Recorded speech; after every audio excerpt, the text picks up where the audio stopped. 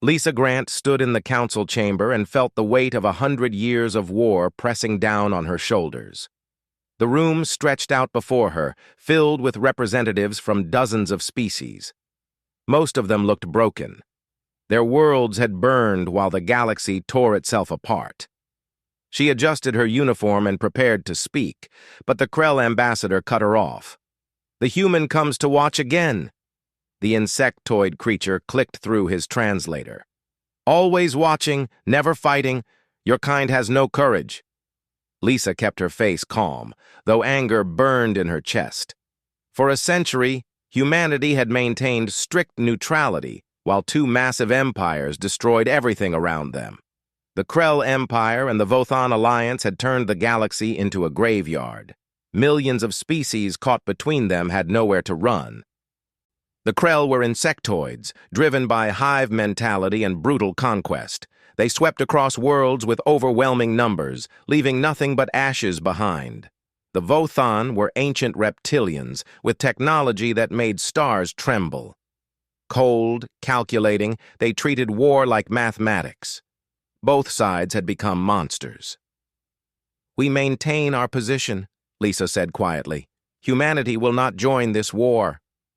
The Vothan representative, a tall creature with silver scales, made a sound like grinding metal. Cowardice wrapped in diplomatic language. "Your species hides behind your borders while civilization burns." Lisa said nothing. She had heard it all before. Every council meeting for the past 100 years had been the same. Pleas for help, followed by insults when humanity refused. The other species did not understand. They thought humans were afraid. They were wrong. Back on Earth, in the command center buried deep beneath Geneva, Jake Morrison studied the tactical displays. He commanded the Earth Defense Fleet, and today his screens showed something that made his blood run cold. "Confirm the report," he said to his communications officer. "Confirmed, sir. New Haven colony under attack. Krell fleet emerged from FTL 20 minutes ago. Colony defense ships engaged, but they are outnumbered 5-1. Jake felt something break inside him. New Haven was an agricultural world, home to 200,000 civilians. Farmers, teachers, children, they had no military value. The Krell attacked them for one reason only. "They are testing us," Admiral Karen Phillips said from beside him. She ran strategic operations, and her face was hard as stone. "The Krell want to see if we will respond." "Get me the colony," Jake ordered. The screen flickered to life. Governor Martinez appeared, and behind him, Jake could see fires burning through the windows. "Commander Morrison, we need immediate assistance. The Krell are bombing population centers. We have 20,000 children in the shelters, but the shields won't hold much longer." "Hold on," Jake said. "Help is coming." But even as he said it, the transmission cut out. The screen went white, then black. In orbit above New Haven, Krell warships unleashed their weapons on a defenseless world. Within minutes, the colony went silent. Jake stood motionless. Around him, the command center had gone quiet. Everyone knew what that silence meant. "Get me General Hayes," Jake said. His voice sounded strange to his own ears, flat, empty. Victor Hayes appeared on screen from Marine Command. The general's face already knew. "They killed them all," Jake said. 200,000 people, because they wanted to prove a point. "What are your orders, Commander?" Victor asked. Jake looked around the room, at Karen Phillips, whose jaw was clenched tight, at the junior officers, some with tears in their eyes, at the displays showing humanity's military strength, carefully hidden for a century while they built and prepared and waited. "Activate all defense fleets," Jake said. "Recall every ship. Power up the installations." Karen Phillips leaned forward. "Are we joining the war?" "No," Jake said, and his voice was cold as space itself. "We are not joining their war. We are declaring war on both empires." The room erupted.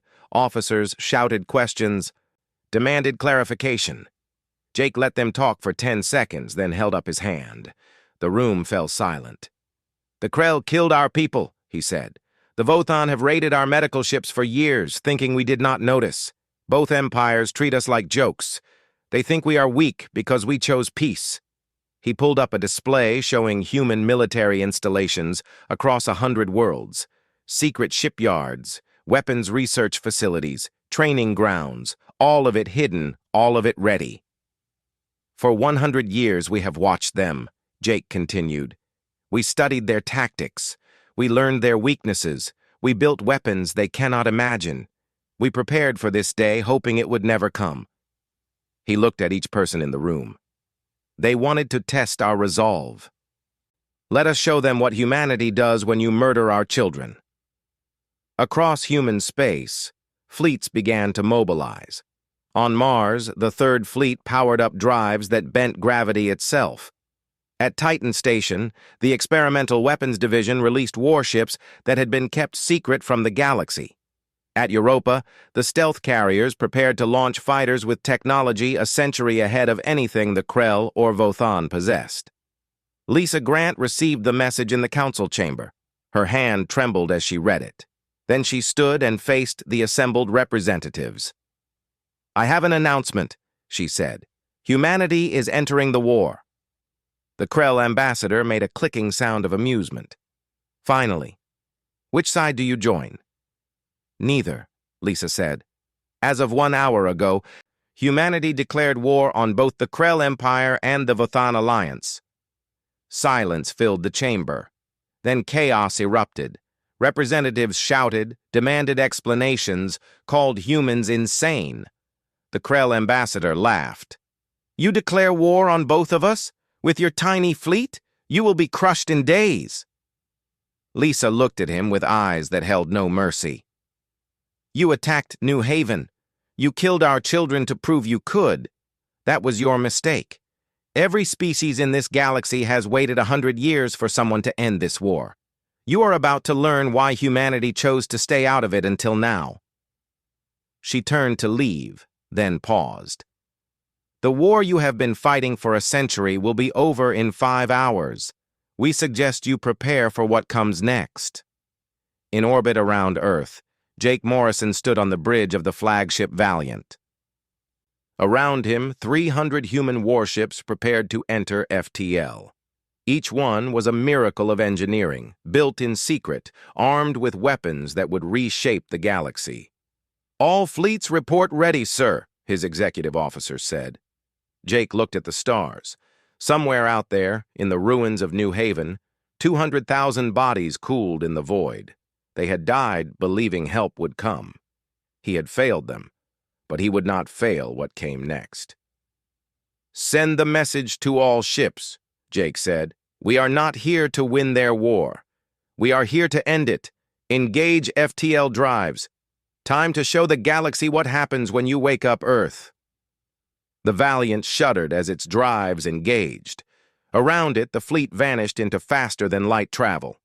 Behind them, Earth spun in the darkness, and across the human worlds, people watched their forces go to war. The timer started. Hour 0 had begun. In 5 hours, the galaxy would never be the same. Commander Danny Chen brought his wing out of FTL and immediately checked his sensors. 47 targets appeared on the display, just as intelligence had predicted. Krell military installations spread across their outer defense network. Every one of them was about to have a very bad day. "Alpha Wing, form up," Danny said into his comm. "Remember the plan. Fast, precise, devastating. Make every shot count." His 12 ships moved into formation. Around the galaxy, human fleets were appearing at 46 other Krell positions. All at once, all coordinated down to the microsecond. It was the kind of military precision that required quantum-entangled communications across light years. The kind of technology the Krell did not know humanity possessed. The Krell fortress ahead of them bristled with weapons. Commander Jask, the Butcher of New Haven, commanded that station. Danny had memorized his file. Jask liked to test lesser species, to break them for fun. He had ordered the bombardment of the colony personally. Incoming transmission from the Krell station, his communications officer said. Put it through. Jask's mandibles clicked with amusement. 12 human ships against my fortress and 300 warships. You come to die quickly. I approve. It will be less boring than crushing your farming colony. Danny felt his hands tighten on the controls, but his voice stayed calm. Commander Jask, you are charged with the murder of 200,000 human civilians. Surrender now and face trial, or be destroyed. You have 1 minute to decide. Jask's laughter filled the channel. You offer me terms. You are surrounded and outgunned. Your species has no idea what war truly means. We Krell have conquered 1,000 worlds. 59 seconds, Danny said. The Krell fleet began moving into attack formation. Danny watched them come and activated the weapon systems humanity had spent a century perfecting. All ships, he said, engage gravity drives. Fire on my mark. His ship, the Defiance, shuddered as the gravity manipulation drive engaged. Around him, space itself seemed to bend. The Krell ships suddenly looked like they were moving through mud, their conventional drives unable to compensate for the warped space-time. What is this? Jask demanded. What are you doing? 30 seconds, Danny replied. The Krell opened fire. Energy beams lanced through space, but the human shields absorbed them. Not deflected, absorbed. The energy fed directly into the human weapons systems, making them stronger. That is impossible, Jask said, and for the first time his voice held something other than arrogance. Your technology should not be this advanced. You should have asked yourself why we stayed neutral, Danny said. Why we watched for 100 years instead of fighting. Did you think we were doing nothing? We were learning, studying, building, and now, time is up. Danny pressed the firing stud. 7 railgun shots left the Defiance simultaneously, traveling at a significant fraction of light speed. Pure kinetic energy, impossible to stop, guided by quantum-locked targeting systems. The shots hit 7 points on the Krell fortress. Power core, shield generator, main weapons array, life support, engines, communications hub, command bridge. Jask had exactly 1 second to realize what was happening before the bridge exploded around him. The fortress went dark, dead in space. Around it, the Krell fleet faltered, confused, leaderless. All Krell vessels, Danny broadcast. Your commander is dead. Your fortress is destroyed. We can do the same to every one of your ships in the next 10 seconds, or you can surrender right now. Choose. One by one, the Krell ships powered down their weapons. Secure the prisoners, Danny ordered. Send repair crews to stabilize the fortress, and get me a casualty report. His executive officer checked the displays. 0 casualties on our side, sir. Krell Fortress had skeleton crew since most were on their ships. Estimated 50 Krell dead, mostly on the bridge. 50 dead. Danny thought about 200,000 dead on New Haven. It was not enough, but it was a start. Across the galaxy, similar scenes played out. Human fleets appeared, struck with impossible precision, and vanished before effective resistance could form. Krell commanders who had ruled through fear discovered what it felt like to be helpless. On the Vothon homeworld, Admiral Thex watched the reports flood in. The ancient reptilian had commanded fleets for 2 centuries. He had seen every kind of warfare the galaxy could offer. But this was something new. The humans are attacking Krell positions across the entire front line, his intelligence officer reported. Simultaneous strikes, perfect coordination. They are destroying military targets with minimal casualties. Thex studied the tactical displays. The human attacks were surgical. Each strike disabled rather than destroyed. They took prisoners. They avoided collateral damage. It was the opposite of how the Krell fought, and it was far more terrifying. They are not savages, Thex said quietly. They are showing restraint, which means they could be doing worse. Sir, the Krell are in chaos. Their outer defense network has collapsed in less than an hour. Should we contact the humans? Form an alliance? Thex considered it. For a moment, he thought about what such an alliance could mean. The Vothon and humans, united against the Krell. But then he remembered the intelligence reports from the past decade, the human medical ships his raiders had attacked. The supply convoys they had pirated, thinking the humans too weak to respond. No, Thex said. The humans are not joining our war. They are fighting their own war, against everyone. As if to confirm his words, a new alert appeared.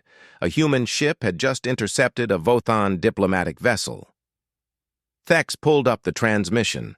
Captain Maria Torres of the human frigate Horizon faced the Vothon diplomat with cold eyes. "You come to offer alliance?" Maria asked. "Yes," the Vothon diplomat said. "Together we can crush the Krell. Humanity and Vothon, united for peace." Maria reached forward and pressed a button. A recording began to play. Vothon ships attacking a human medical vessel 3 years ago, the medics begging for mercy. The Vothon captain laughing as he gave the order to fire. "That was the HMNS Mercy," Maria said. 43 doctors and nurses killed. They were carrying supplies to a plague world. You shot them out of space and took their cargo. The Vothon diplomat's scales paled. That was a rogue captain, not sanctioned by command. Really? Maria pulled up another recording, then another, then 5 more, all showing Vothon attacks on human ships during the neutral period. You thought we did not notice. You thought we were too weak to care. You were wrong on both counts. She leaned forward. The Krell attacked us openly. You attacked us in secret. You are both guilty. We are coming for the Vothon next. Tell Admiral Thex to prepare his fleets, because in 2 hours we will be at his door. The transmission ended. Thex sat back in his command chair. Around him, his officers waited for orders. The Admiral felt something he had not experienced in 200 years of military service: fear. "How many humans are there?" he asked his intelligence officer. "Our estimates put their total military at approximately 5,000 ships, sir." "And we have?" 18,000 warships in active service. "Then we have nothing to fear," one of his subordinates said. "We outnumber them almost 4 to 1. Thex looked at the tactical displays showing the devastation the humans had inflicted on the Krell in just over an hour. "Numbers are meaningless if your opponent fights a war you do not understand," he said. "The Krell had numbers too. Where are they now?" No one answered. "Mobilize all fleets," Thex ordered. "Bring every ship to the core worlds. If the humans want war with the Vothon Alliance, we will show them what 2,000 years of military tradition looks like." But even as he gave the orders, Thex wondered if tradition would be enough. The humans had waited a century before striking. They had learned everything about their enemies. They had built weapons that seemed to come from science fiction, and they had done it all in secret, while the galaxy dismissed them as cowards. Back on the Defiance, Danny Chen prepared his wing for the next jump. His crews were already analyzing the data from the first strike, refining their tactics, learning from every microsecond of combat. "Commander, we have a transmission from Admiral Morrison." Jake Morrison's face appeared on the screen. "Good work, Alpha Wing. Jask is gone. How do you feel?" Danny thought about it. "Like we have 4 more hours to go, sir." Jake smiled grimly. "That we do. The Krell are pulling back, regrouping. Let them. We know where they are going. We have always known. The Vothon are mobilizing everything they have. They think numbers will save them. Will they? Commander Chen, how many war games did we run in the last century?" "Millions, sir." "And how many did we lose?" Danny understood. "None, sir." "Exactly. We did not enter this war hoping to win. We entered knowing we would win. The only question was how much we would have to destroy to do it. I want to keep that number as low as possible. These species have families. They have children. Most of them are just following orders from leaders who have been fighting for so long they forgot why they started." "Understood, sir. We stay precise. We disable, not destroy. Correct. Now get your wing to the next target. We have a war to end. The transmission ended. Danny looked at his crew, then at the stars beyond. 1 hour into the war, and the galaxy was already changing. They called humanity weak for staying neutral. They mocked humans for hiding behind their borders. But now they understood the truth. Humanity had not been hiding. They had been preparing, and that preparation was about to end a war that had consumed the galaxy for 100 years. Danny engaged the FTL drive. The Defiance and her sister ships vanished into the darkness, hunting their next target. Time to Hour 2, 37 minutes. Lieutenant Nicole Baker sat in the intelligence center aboard the command station Olympus and watched data streams from 100 sources. For the past decade, she had coordinated humanity's vast network of spies, observers, and information gatherers. Now, 3 hours into the war, all that intelligence was paying off. Target Package 17 confirmed, she said. Krell Fuel Depot at Sigma 9, 3 guard ships, minimal defenses, supplies for their entire Eastern Fleet. The tactical officer acknowledged and relayed the information to Strike Group 7. On Nicole's screen, she watched the human ships appear at Sigma 9, destroy the depot in 4 precise shots, and vanish before the Krell could respond. The Eastern Fleet would run out of fuel in 6 hours. They would have to surrender or drift helplessly in space. Target 18, Vothan Weapons Research Facility on Kepler Station, Development Center for their quantum torpedoes.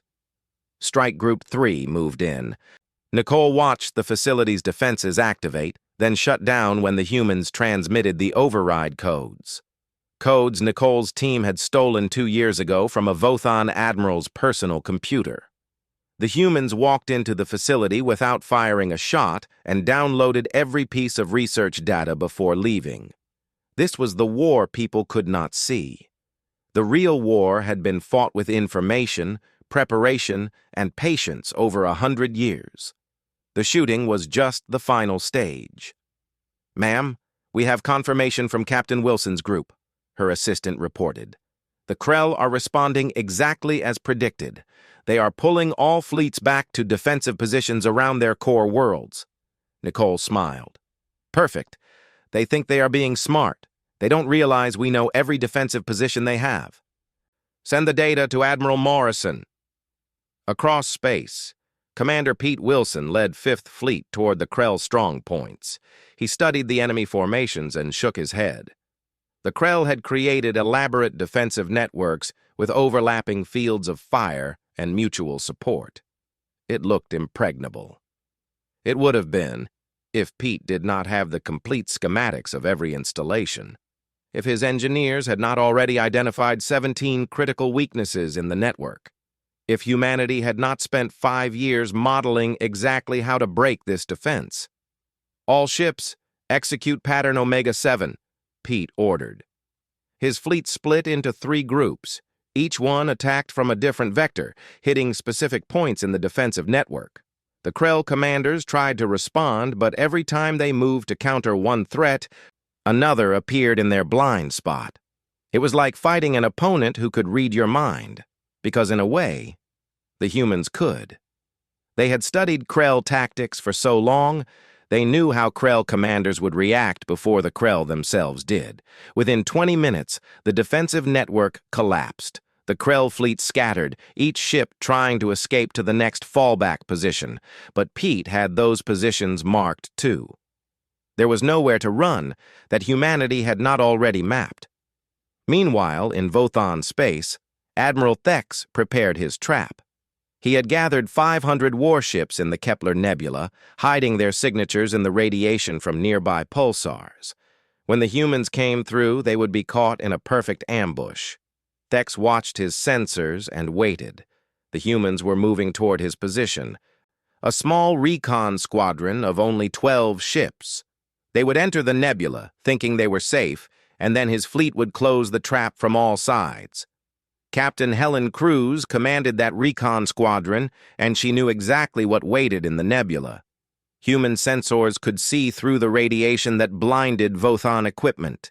She saw all 500 ships hiding in the dust.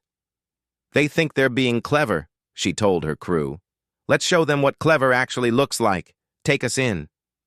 The human ships entered the nebula. Thex watched them come, mandibles clicking with satisfaction. Just a little closer. "Now," he ordered. 500 Vothan warships appeared from the dust, surrounding the human squadron. Energy weapons charged, torpedo tubes loaded. The humans were trapped. "Human vessels," Thex broadcast. "You are surrounded. Surrender immediately." Helen's face appeared on his screen, and she was smiling. "Admiral Thex, you should check your sensors more carefully." Thex felt a chill run through his scales. His tactical officer's face had gone pale. "Admiral, we have new contacts. Behind us. Multiple human heavy cruisers just dropped out of FTL." "How many?" 50, sir. And they have weapons lock on all our ships." Thex realized too late what had happened. The humans knew about his trap. They had known all along. They sent the small squadron in deliberately, making him commit his forces. And then they brought their real strength in behind him. Now it was the Vothan fleet that was trapped. "This is General Andy Foster of the Human Marine Corps," a voice announced. "Vothan vessels, power down your weapons and prepare to be boarded. Any ship that resists will be destroyed. You have 60 seconds to comply." Thex looked at his tactical display. The humans had perfect firing solutions on every ship. Their positions cut off all escape routes. His fleet was not just surrounded, it was checkmated. "Stand down," he ordered. "All ships, power down weapons." "Sir, we outnumber them 10 to 1. "And they have us in perfect kill positions," Thex snapped. "They planned this. They knew we would be here, knew exactly where we would hide. We fought right into their trap." As human marines began boarding his ships, Thex finally understood what humanity had been doing for a century, not hiding, watching, learning, planning, preparing for this exact moment. On the human heavy cruiser Titan, Lieutenant Scott Palmer organized the intelligence gathered from captured Vothan ships. What he found made him feel sick. "General Foster, you need to see this," he said. Andy Foster was a hard man who had seen combat on a dozen worlds. But when Scott showed him the files, even he looked shaken. "How many?" Andy asked quietly. 17 neutral worlds. The Vothan used biological weapons on all of them. Civilian populations. They wanted to test how effective the weapons were before using them on Krell worlds. The files showed images that would haunt Scott for the rest of his life. Children dying from engineered plagues. Families huddled together as the air turned toxic. Entire cities going silent. "The Krell files are just as bad," Scott continued. "Mass graves on occupied worlds, industrial-scale enslavement, execution of prisoners for entertainment. Sir, both empires committed crimes that go beyond normal warfare." Andy stood silent for a long moment. Then he pulled up his comm. "Get me Admiral Morrison, and prepare these files for transmission to the Galactic Council. The galaxy needs to see what kind of monsters have been running this war." The evidence spread across the galaxy within hours. Neutral species who had suffered under Krell and Vothan occupation saw their stories told. Refugee populations watched as humans documented the atrocities in careful detail. And something changed in the galaxy's perception. The war was not just about territory or resources. It was about justice. While the military operations continued, Dr. Julia Martinez led a fleet of human medical ships to war-torn worlds. She arrived at the planet Tertius III, where refugees from a dozen species huddled in makeshift camps. The refugees watched the human ships land with suspicion. They had been promised help before, by both Krell and Vothan. Both times, it had been a trap. The aid came with demands for military service or subjugation. Julia stepped off the ship carrying medical supplies and looked at the crowd of refugees. They were thin, sick, exhausted, children with hollow eyes, elderly who had walked across continents to escape the war. "My name is Dr. Martinez," she said through a translator. "We're here to help. No conditions, no demands, just help." A Vrexian elder stepped forward, her scales scarred from war. "Why? Your kind stayed out of the war for a century. Why do you care now?" Julia looked at her. "Because we're human. We care because caring is what we do. And we're sorry it took so long." The medical teams spread out. They treated wounds, distributed food, set up shelter units. They did not ask for anything in return. They did not preach about human superiority. They just worked. By the end of the day, children were playing near the human camps. The elderly were being treated for diseases they had carried for years. The refugees started to believe that maybe, just maybe, the humans were different. Back at the command center on Olympus, Jake Morrison watched reports come in from every front. 3 hours into the war, both empires were collapsing faster than even his most optimistic projections predicted. "The Krell have lost their entire outer defense network," Nicole Baker reported. "Fuel supplies are critical. Communications are spotty. Commander Vraxis is trying to maintain control, but local commanders are starting to question orders." "And the Vothan?" "Admiral Thex is our prisoner. The ambush at Kepler broke their main fleet. Other Vothan commanders are hearing about it. Morale is collapsing." Karen Phillips pulled up strategic displays. "Both empires are in chaos. Their military forces are scattered, supply lines broken, command structures fractured. Jake, we could end this right now. One massive push and they would surrender." Jake studied the maps. She was right. Humanity could deliver the killing blow. But he thought about Dr. Martinez treating refugees, about the children playing near human camps, about the cost of violence. "No," he said, "we give them one more chance. Broadcast a message to both empires, all channels. Let every soldier, every civilian, every leader hear it." "What message, sir?" Jake thought about New Haven, about 200,000 dead, about justice and mercy and the line between them. "Tell them they have 1 hour to surrender. Show them the evidence of their war crimes. Show them what their leaders did. Let their own people see the truth. If they want to keep fighting for those leaders after that, we'll give them a fight. But I want them to know what they're fighting for first." The message went out across the galaxy. And in Krell and Vothan homes, on military vessels, in command centers, people saw the truth about their war for the first time. Some refused to believe it. But many others started asking questions, started wondering if the war they had been fighting was really worth continuing. On the Krell homeworld, young Commander Theron watched the evidence humans broadcast and felt his world crumble. Everything he had been told, every reason for the war, it was all built on lies. He looked at his fellow officers, saw the same realization in their eyes, and Theron began to wonder if maybe there was another way forward. Time to Hour 4, 17 minutes. Commander Theron stood in the Krell High Command Chamber and watched his superiors argue. They had been arguing for 20 minutes and still no decision had been made. Outside, human fleets moved closer to the Krell homeworld with every passing second. "We fight to the last," Commander Vraxis said. His mandibles clicked with fury. "The Krell do not surrender. We have never surrendered." "The humans will destroy us," another commander said. "They have broken every defense we have. Our fleets are scattered. Our supply lines are gone. Then we die with honor." Theron felt something break inside him. Honor. The word that had justified 100 years of war.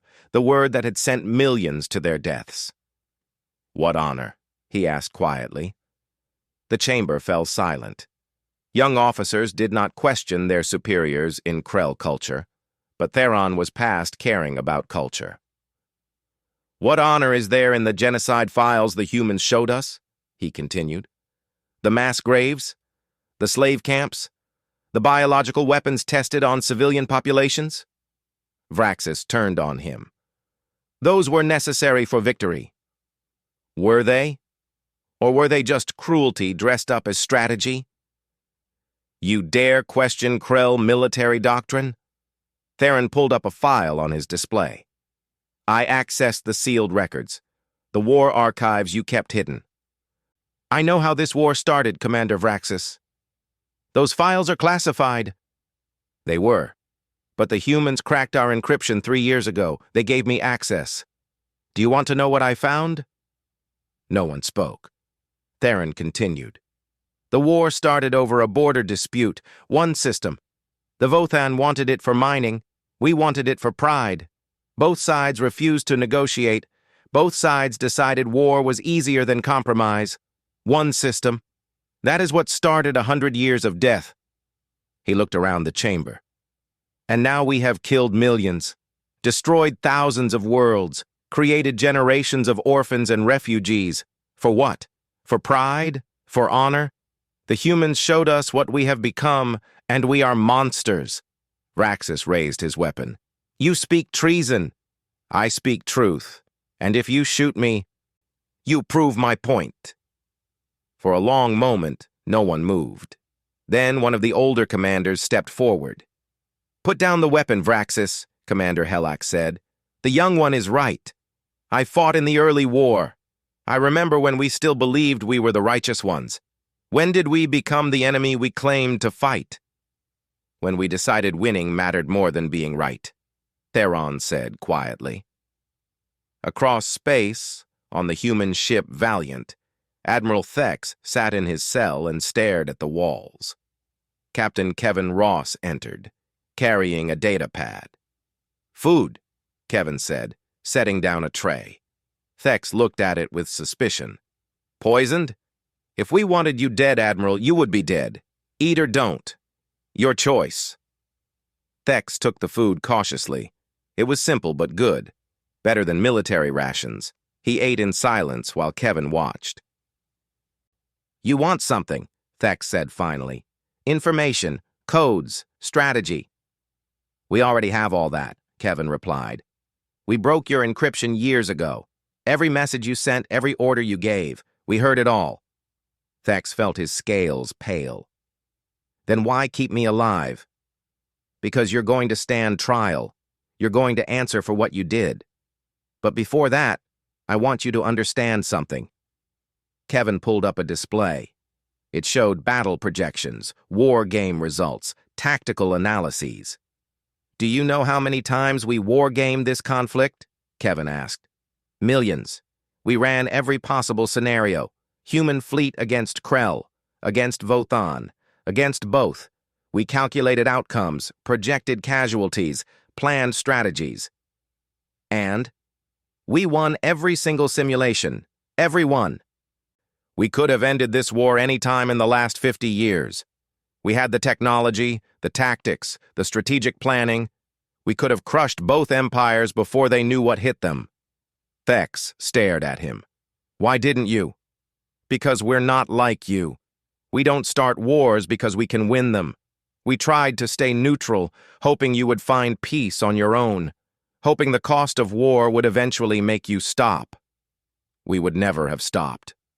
I know. That's why we built all this, not to conquer, to end things if we had no choice. And when you and the Krell kept killing, kept destroying, we stayed patient until you attacked our children. Kevin leaned forward. You killed 200,000 civilians to test our resolve. You wanted to see if we would fight. Congratulations, Admiral. You found out. But did you ever ask yourself what kind of species builds all this power and then refuses to use it for a century? Thex said nothing. We're not conquerors, Kevin continued. We're not empire builders. We're the species that would rather watch and wait and hope than shed blood. That's what makes us different. That's why this war will end in 5 hours instead of dragging on for another century. He stood to leave. The humans could have won this war at any time, Thex said quietly. You chose not to. Why? Because every life matters. Even yours.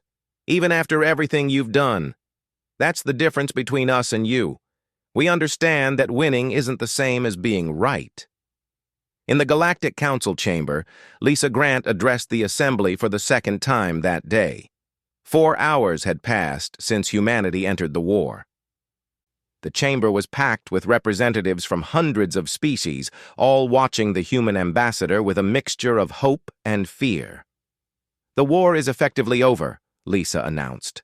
Both the Krell and Vothan military forces have been neutralized. Their supply lines are broken. Their fleets are scattered. Their command structures have collapsed. Will you occupy their worlds?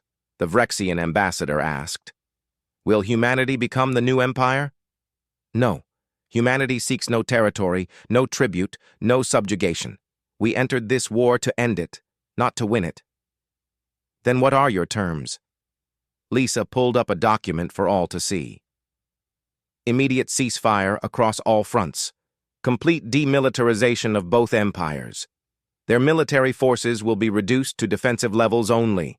War crimes trials for all leadership involved in atrocities. Full reparations to destroyed worlds and refugee populations. And most importantly, both empires will be broken into independent systems. The Krell Empire and Vothan Alliance will cease to exist as centralized powers. The chamber erupted in discussion. The Krell ambassador, one of the few not involved in war crimes, stepped forward. You would shatter our civilization? Your civilization shattered itself, Lisa replied. We're just cleaning up the pieces. The Krell species will survive. Your culture will continue. But the empire that used that culture to justify genocide will not. And who enforces this peace? Who ensures the empires do not reform? Humanity will maintain peacekeeping forces for 1 generation, 25 years. During that time, we will help rebuild, establish democratic systems, and train new defense forces. After that, you will be on your own. Why? The Vothan representative asked. Why help us after what we did? Lisa looked at him with steady eyes. Because that's what humans do. We fight when we must, but we prefer to build. You burned the galaxy for 100 years. We're going to spend the next 25 years putting out the fires. Far from the diplomatic discussions, Commander Vraxis made his last stand. He had gathered his most loyal ships, 200 Krell warships that refused to surrender. They emerged from FTL at the edge of human space with one target in mind: Earth. If we must fall, we fall taking the human homeworld with us, Vraxis announced to his fleet. They wanted war. We will show them what war truly means. The Krell fleet accelerated toward the inner solar system. Vraxis watched Earth grow larger on his screens and felt satisfaction. The humans had been arrogant, thinking they could dictate terms. Now they would learn the price. Then his sensors picked up the defense grid. Station after station appeared on his displays, hundreds of them, ringing the entire solar system. Each one bristled with weapons that made the human warships look like toys. How is this possible? Vraxis whispered. Captain Chris Bennett sat in the command center of Defense Station Armstrong and watched the Krell fleet approach. He had been manning this post for 15 years, hoping he would never have to use the weapons at his command. Today, he activated them all. Krell fleet, this is Earth defense. You are entering protected space. Turn back now or be destroyed. Vraxis cut the channel. Attack formation. All weapons. Fire at will. The Krell opened fire on the nearest defense station. Their weapons struck the shields and dissipated harmlessly. The station did not even shudder. Krell fleet, Chris said again. Last warning. Earth's defenses are not like our warships. We kept our most powerful weapons at home, protecting what matters most. You cannot win this fight. We are Krell. We do not retreat. Chris sighed and activated the defense grid. 200 Krell warships faced off against 400 defense stations. The battle lasted 7 minutes. When it ended, the Krell fleet was disabled, drifting in space with engines destroyed and weapons offline. Not a single Krell had died. The humans had targeted only propulsion and weapons systems with surgical precision. Vraxis sat in his darkened command chair and finally understood. The humans could have destroyed his fleet in seconds. They chose to disable it instead. Even now, even after everything, they valued life. "We surrender," he said quietly. Jake Morrison arrived at the Krell flagship personally. He found Vraxis on the bridge, staring at his dead screens. "Why?" Vraxis asked. "Why did you not kill us? We came to destroy your homeworld." "Because killing you would have been easy," Jake replied. "Showing mercy when you have absolute power, that's hard. That's what separates civilization from barbarism. You humiliate us. No. We give you a chance to be better than you were. Commander Theron sent us a message an hour ago. The Krell High Command has surrendered. The young generation wants peace. They want to rebuild without the Empire." Vraxis looked at him. "And me? You'll stand trial for New Haven, for the other crimes you committed. You'll spend the rest of your life in prison, but you'll live. Your people will live. And maybe in time, they'll forgive what you made them become." Jake turned to leave, then paused. "We could have won this war 50 years ago, Vraxis. We had the power. We chose to wait, to hope you would stop on your own. That patience cost us 200,000 lives. But it also means we know what we're fighting for. Not conquest, not revenge. Peace, real peace, the kind that lasts." Time to hour 5, 6 minutes. 5 hours after humanity entered the war, the galaxy held its breath. On every world, on every station, across every species, people watched the news feeds in stunned silence. The Krell Empire had surrendered. The Vothan Alliance had surrendered. A war that had consumed 100 years ended in a single afternoon. General Linda Hayes stood in the Krell capital city and watched human soldiers help civilians clear rubble from bombed buildings. The Krell watched the humans with confusion and fear. They had been taught that conquerors came to enslave and destroy, but these humans carried medical supplies instead of chains. "Why do you help us?" a young Krell asked her through a translator. "We are your enemy." Linda looked at the child, barely old enough to understand war. "You're not our enemy. Your leaders were, and they're gone now. You're just people trying to live, same as us." She knelt down to the child's level. "What's your name?" "Kess." "Kess. I have a daughter about your age back on Earth. Her name is Sophie. You know what she told me before I left? She said, 'Mom, go help those kids. They didn't start the war.' So that's what I'm doing." The child looked at her with large, compound eyes. "Your daughter cares about us?" "Lots of human children do. They saw the news about the war, about the refugees. They raised money to send food and medicine.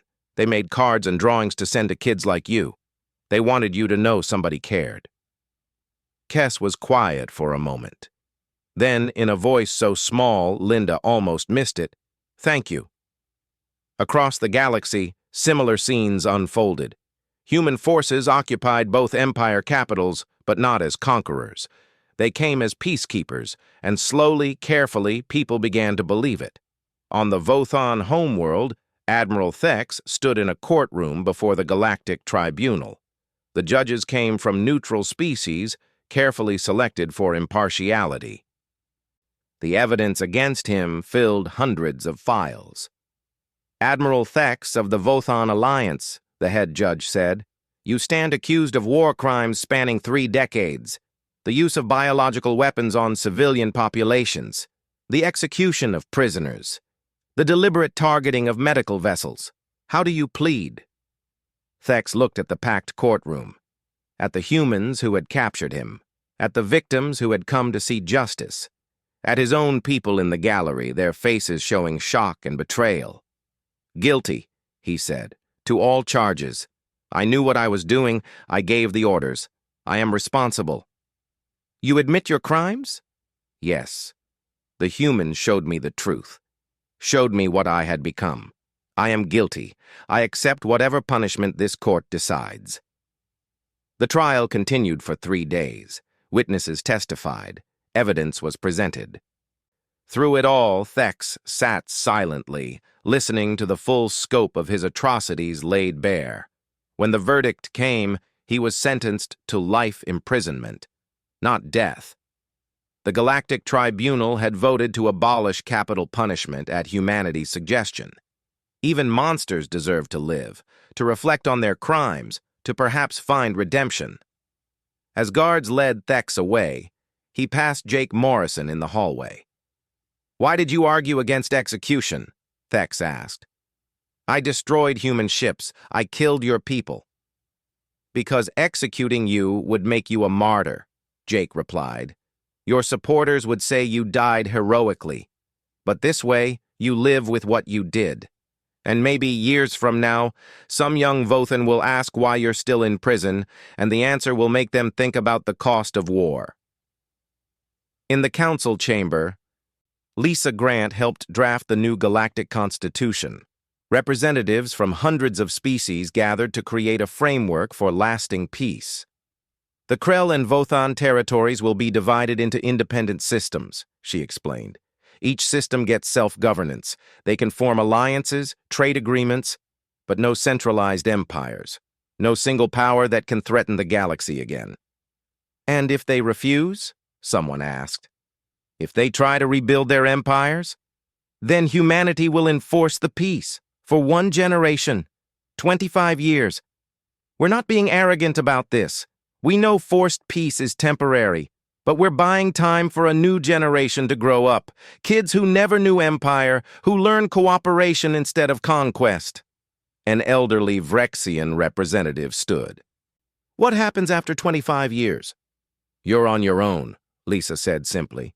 "We'll help you build defense forces, establish democratic institutions, create economic systems that don't depend on conquest. But after that, the galaxy has to maintain its own peace. We're not interested in permanent occupation." "Why?" Lisa smiled. "Because we want to go home. We have our own worlds to build, our own problems to solve. We didn't enter this war to become your rulers. We entered it to stop the killing." 6 months after the 5-hour war, Jake Morrison returned to New Haven. The colony had been rebuilt with help from Krell and Vothan volunteers, former enemies working side by side, trying to make amends for what their empires had done. The orbital bombardment sites were now memorial gardens, places of remembrance. Jake walked through one of those gardens and read the names on the memorial wall. 200,000 names. He had memorized every one. "They should have lived," Commander Theron said, standing beside him. The young Krell had become a leader of the peace movement, working to reform his people's culture. "Yes," Jake agreed. "If we had not attacked, would humans still have stayed neutral? Honestly, I don't know. Maybe we would have found another reason to enter eventually. Or maybe we would have watched the galaxy burn and done nothing. New Haven took that choice away from us." Theron studied the names. "Do you hate us? The Krell?" "I hate what your empire did, what your leaders ordered. But you, the young ones trying to build something better? No. I don't hate you. I pity the burden you carry, trying to make up for crimes you didn't commit." "It is heavy. I know. But you're not carrying it alone. That's the point of all this. Shared burden, shared hope." They stood in silence, human and Krell, in a garden built on graves. On the Vothan homeworld, children attended schools taught by teachers from a dozen species. The new curriculum included honest history, showing the war crimes without excuse or justification. It was painful. Some parents protested. But the new Vothan government, elected by popular vote for the first time in their history, insisted. "We must know what we were," the Prime Minister said, "so we never become it again."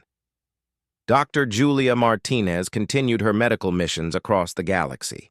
The Human Medical Corps had grown to include volunteers from every species. They traveled to war-torn worlds and brought healing, No flags, no anthems, just help. At one refugee camp, a small Vothan child gave her a drawing. It showed a human and Vothan holding hands beneath a sun. "Is this us?" Julia asked. The child nodded. "You helped us when we were sick." "My mother said humans are friends now." Julia felt tears in her eyes. "Yes, we're friends now." Back on Earth, in the command center where it all began, Karen Phillips deactivated the war room systems one by one. The quantum computers that had run millions of battle simulations, the intelligence networks that had spied on two empires for a century, the weapons development labs that had created technology decades ahead of the galaxy. "It feels strange," she said to Jake, who had come to oversee the shutdown. "We built all this, used it for 5 hours. Now we're putting it in storage." "Not storage," Jake corrected. "Museum. We're making it all public. Every schematic, every simulation, every strategy. We're showing the galaxy exactly what we built and how we did it." "Why? That removes our advantage." "That's the point. We don't want an advantage. We want everyone to know that we had this power and chose to use it only when absolutely necessary. That's the lesson. Not how to build weapons, how to know when not to use them." Karen was quiet. Then she smiled. "You're hoping some young species will see this and think twice before starting a war." "Exactly. Let them see what happens when humans go to war. Not the glory, not the victory, the weight, the cost, the fact that we could have done this any time and chose not to." The final system powered down. The war room went dark. "It's over," Karen said. "No," Jake replied. "The war is over. The peace is just beginning, and peace is harder than war." 10 years after the 5-hour war, the galaxy had changed. Trade flowed freely between former enemy worlds. Krell farmers sold crops to Vothan markets. Vothan engineers designed systems for Krell colonies. The species that had spent a century trying to destroy each other now built together. Human peacekeeping forces still maintained order, but their numbers had decreased every year. Local defense forces took over more responsibility. Conflicts arose, as they always do, but now they were resolved through negotiation instead of bombardment. Lisa Grant, now Secretary General of the Galactic Council, reviewed the progress reports with satisfaction. In 15 more years, humanity would withdraw its forces completely. The galaxy would stand on its own. "Do you think it will last?" her assistant asked. "Some of it will, some won't. There will be conflicts, maybe even wars. But they won't be like before. This generation learned what total war costs. They'll think twice. And if they don't, then we'll be watching. And if we have to, we'll intervene again. But I don't think we will. People are tired of war. They want to build, to grow, to live. That's stronger than any weapon we have." On New Haven, Jake Morrison attended the dedication of the final memorial. The rebuilt colony thrived around him. Children played in parks. Families gathered for meals. Life had returned to a world that had died. The memorial was simple, a stone wall with 200,000 names. Above it, an inscription in a dozen languages. "They died so we would remember. We remember so others may live." Jake placed flowers at the base of the wall, as he did every year on this day. He thought about the choice humanity had made: to stay neutral while the galaxy burned, to build weapons they hoped never to use, to wait and watch and hope for peace that never came, and finally, to fight. Not for glory or territory or revenge, but because someone had to stop the killing, because children deserved to grow up, because peace mattered more than pride. "Was it worth it?" someone asked. Jake turned. Commander Theron stood there, older now, scarred by the burden of reforming an empire into a democracy. "The war? No war is worth it. But ending the war? Yes, that was worth everything. The galaxy calls humans heroes now. We're not heroes. We're just people who did what needed doing, same as you, same as all the others working for peace. The young ones don't remember the old empires, Theron said. They learn about them in school, but it feels like history. Not real. Good. That means we succeeded. When war becomes history instead of present tense, you've won the real victory. They stood together, looking at the names on the wall. What happens in 15 years? Theron asked. When humanity withdraws. You stand on your own. Make your own choices. Build your own future.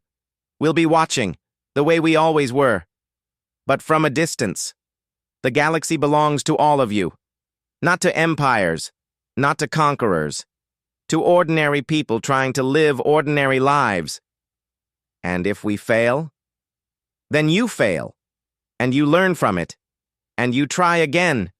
That's what civilization is. Not perfection, just the determination to keep trying.